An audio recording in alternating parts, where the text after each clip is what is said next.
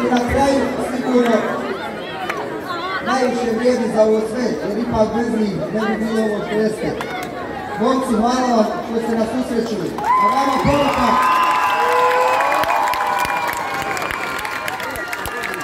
Da kad god nam bude teško, kad bude poraza i možda i partija, sjetite se ove noći ili momaka ovdje, što su donijeli radost u Mostar, što su vratili mene na karticu.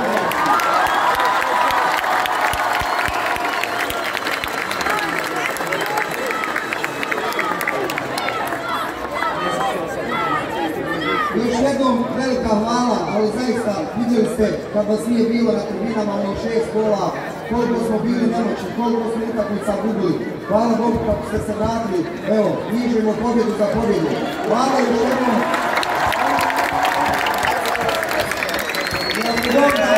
Vidimo se na prvoj europskoj utakmici. Idemo dalje.